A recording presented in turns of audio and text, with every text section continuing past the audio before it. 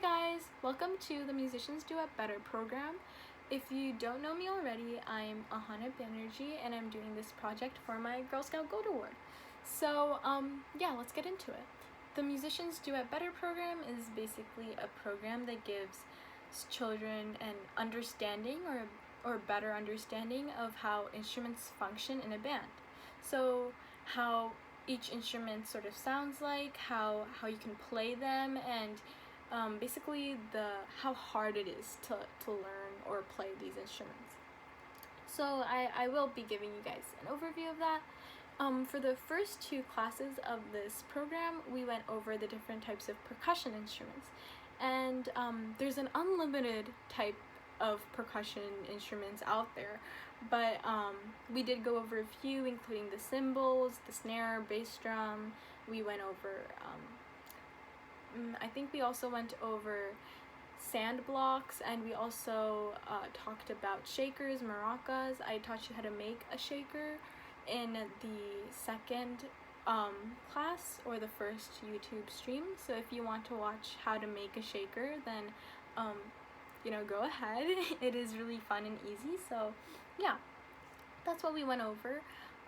But for the last class or the third class, we went over the different types of woodwind instruments. So basically, woodwind instruments include the piccolo, the flute, the oboe, the clarinet, the saxophone, the bassoon, and the English horn. So you don't commonly see the English horn in a band or an orchestra. English horns are not very common to be played in those types of groups, but it is a part of the oboe family. So if you ever do want to play it, go ahead. But you can also ask your band director maybe if you can play with the band, and I'm sure they'll be flexible about it, hopefully. So yeah, I play the clarinet, and my sister plays the flute, so we did play a few notes and scales for you guys. So for this class, we're actually going to be talking about the different types of reeds. There's different sizes for reeds, so we're going to be talking about how one size can probably be suitable for a specific type of player. So I will get into that, and I'll also get into how different reeds can actually produce different sounds. So well, for your particular instrument. So yeah, we'll talk about that. And we'll also be talking about scales and the different types of scales. So we'll be talking about the major and minor scales, how major and minor scales sound different, how they can both contribute to the mood of the piece or of the band or orchestra. So yeah, that is what we'll be going over today. Ishani, my sister, and I will also be playing these scales and some of these melodic parts for you guys in this video. So stick around.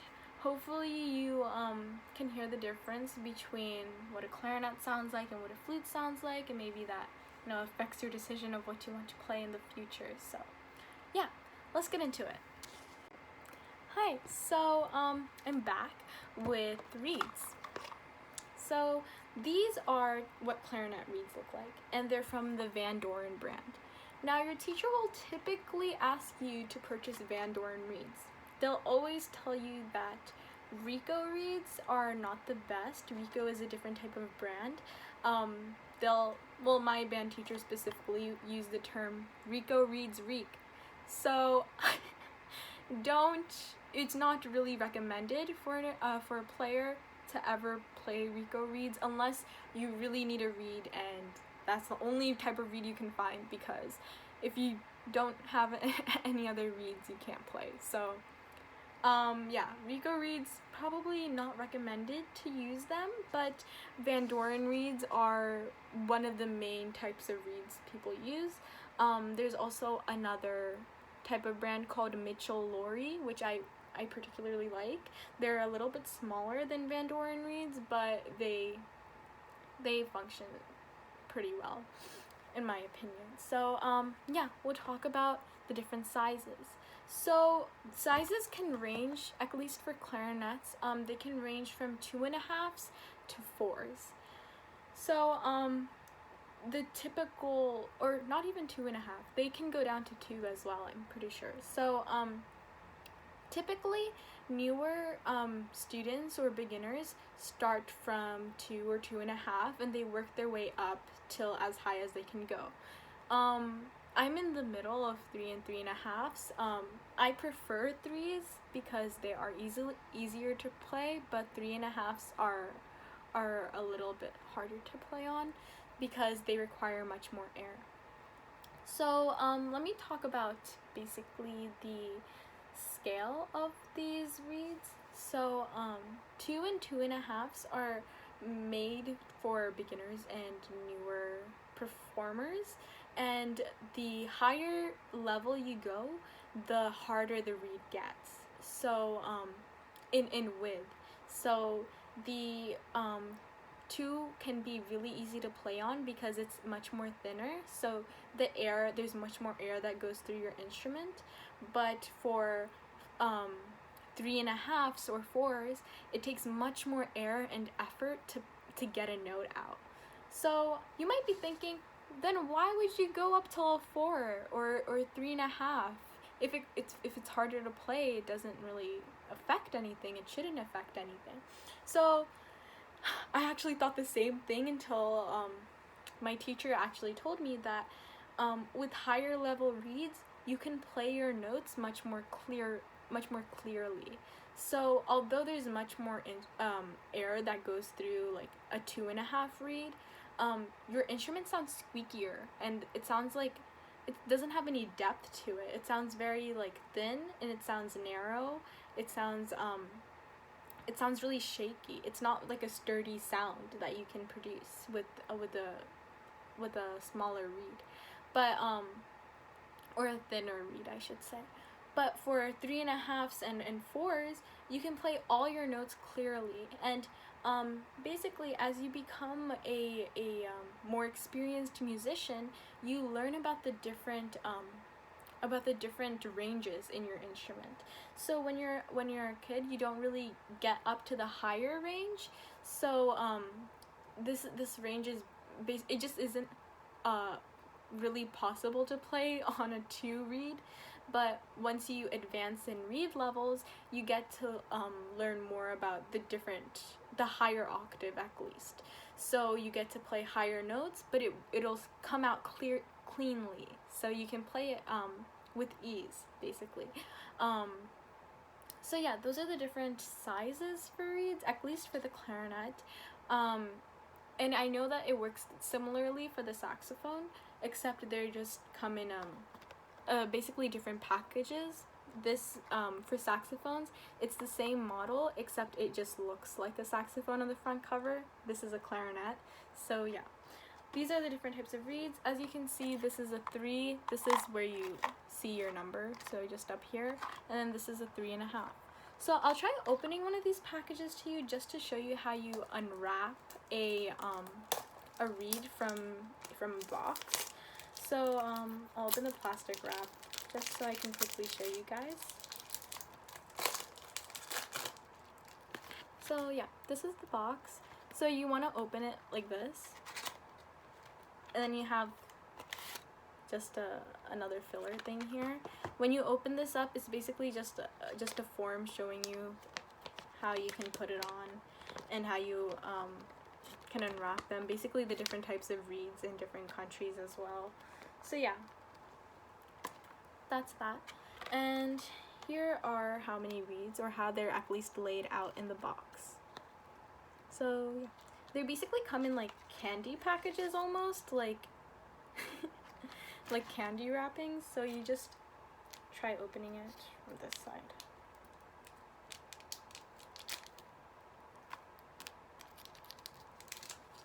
And you get a reed like this.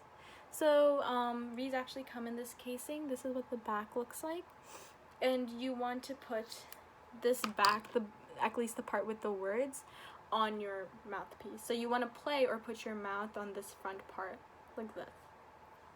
So yeah, and just an FYI, if you're not comfortable with reeds because they do taste a little bit disgusting at times, since you're putting wood into your mouth, then there are plenty of band and all the orchestra instruments actually don't require reeds. So clarinet, saxophone are just a few of the ones that require reeds, but there are plenty that don't.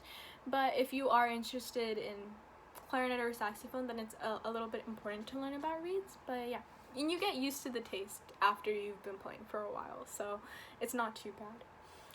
So I'll try putting this reed on my clarinet, and hopefully you can hear if it sounds a little bit deeper or really dense.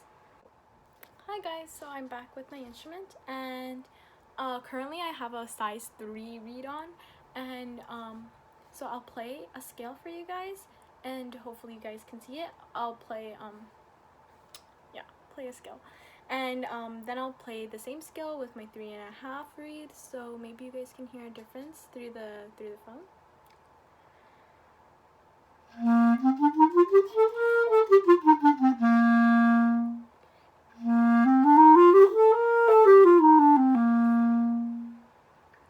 So yeah, that was just your major C scale, and now I'll put on the 3.5. So before you actually play your reeds, you want to make sure that they're, this can sound ugly, but you're gonna want to make sure that they're moist. So you have to lick it first and make sure that you're comfortable with it, so it kind of dampens the reed so you're not playing it raw. I know that sounds a little bit confusing, but you basically want to just lick it a little bit first, so that it's not a completely raw sounding reed, and it shows that you're used to it, or used to the sound at least. So I'll play the same scale. Hopefully you guys can hear the difference.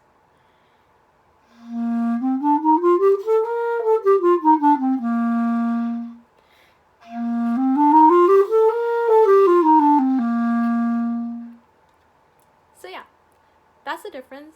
I'm not sure if you guys can hear it, but at least with the 3.5 sounding reed, it sounds a lot broader. It's a much more broader sound, whereas 3 is a narrower sound, so it sounds much more I guess squeakier.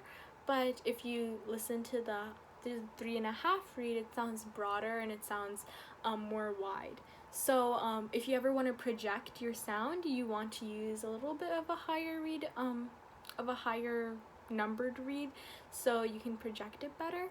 But also don't play a higher reed unless you are comfortable with it.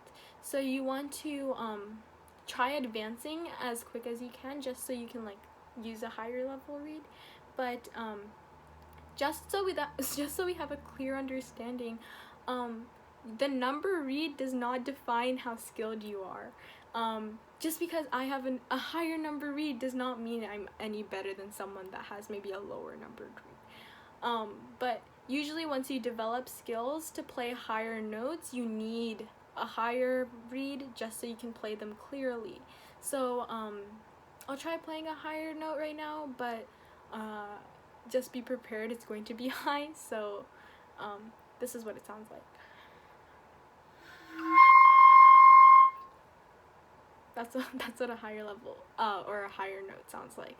But if I were, say, a beginner, I couldn't play that note because you need a specific airspeed and muscles, and you need to develop those muscles just so you can play higher notes, because they take much more effort to play than maybe a regular note that that you would play on like a daily basis. So yeah, higher notes are not common, usually like very, very high notes, so that's why beginners don't usually get to learn those high notes, so until later on at least. So yeah, these are just the different types of reeds. Hopefully that gave you a better understanding. Now we're going to go into the different types of scales. So yeah, I'll be right back. Hi guys, so here we are again. Ishani has her flute, I have my clarinet, and we're going to be showing you the different types of major and minor scales. So yeah, to start off, major and minor scales are the two main types of scales. Obviously there are others, but they're not as common and you wouldn't be asked to play them as often. So for major and minor scales, there's only one type of major scale, and you know, you can play it. It sounds really happy, positive, really good vibes to it. But on the other hand, minor scale, it sounds really dreary, sad, angry, mysterious sometimes, depending on how you play it. And also, there are three different types of minor scales. There's your natural minor, your harmonic minor, and your melodic minor. So to start off, natural minor is more of the basics that you will learn. So natural minor is what the core minor scale sounds like. However, harmonic minor and melodic minor add a few more sharps, flats to the notes so that it sounds more elevated. So yeah, we'll get right into it. Since you already heard me play a major scale, I'll start off with a minor scale. We're going to be playing a natural minor scale. So I'll start off.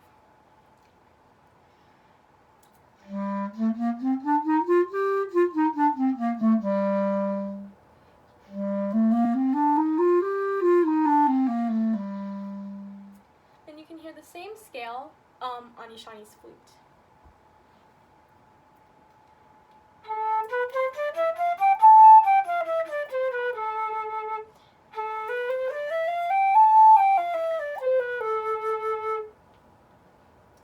Okay, cool.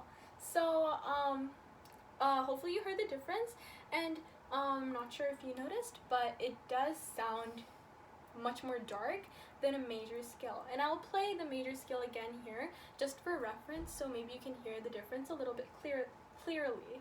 So I'll play the C major scale.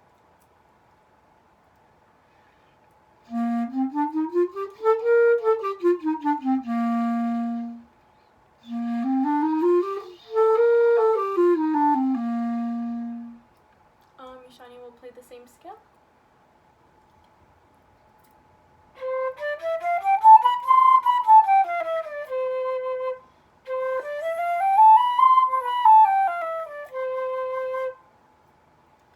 So yeah, that is what your average major scale sounds like. Hopefully you could hear the difference in tone and mood. Usually in a band, if the piece you're playing is really happy and exciting, kind of jolly sounding, then you'll play major scales. But if it's more mysterious, much more deep, scary, then you will be playing a minor scale, just so you can match the mood of the piece. So yeah, that was the difference between major and your natural minor. Now we're going to be playing the A harmonic minor, which again is a little bit more complex, but it's the same basics. So yeah, we'll be playing that, and hopefully you can hear the difference.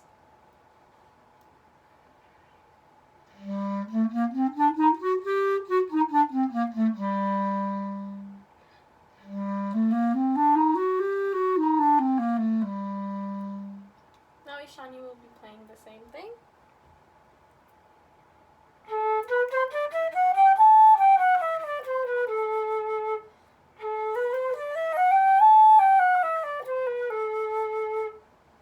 Now compared to the natural minor, the harmonic minor definitely has much more depth into it. It sounds more put together, and it sounds more mysterious and scary. It takes it a step further. It now like sounds like a theme from a horror movie or something. So yeah, that is the harmonic minor. And now we're going to be playing the melodic minor of the same A minor scale. So hopefully you can hear the difference and probably compare them. I'll be playing this one a little bit slower so you can hear the intensity to it.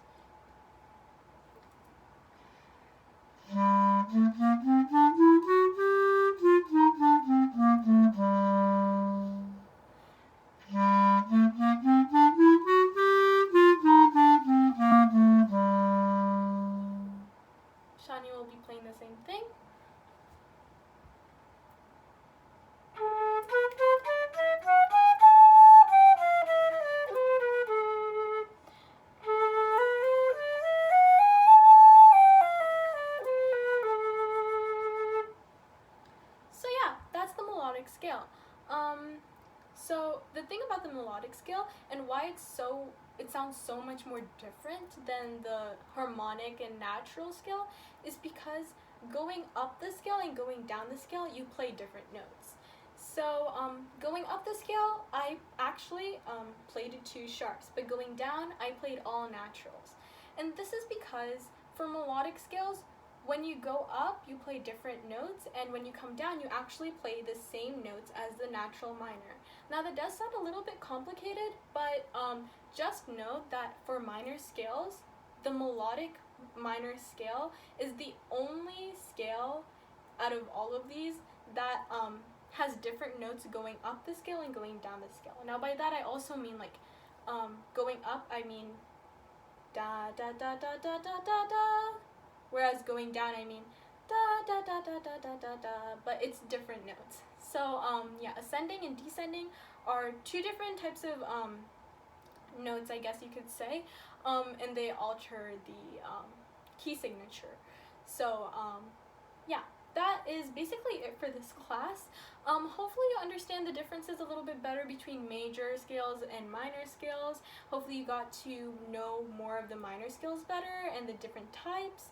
Maybe you have a favorite. My favorite is actually harmonic minor scale. It sounds more elegant to play, and you know, that's just my personal favorite. But maybe you have, you know, a favorite. Maybe you like major scale because it sounds so positive and everything. But yeah. So yeah, that's it for this class, and I'll just be seeing you guys next time on the live stream, and we'll be going through a whole new different category of instruments. So, you know, be prepared. It would be great if you can join me. So yeah, we'll see you then. Goodbye. Thank you for watching.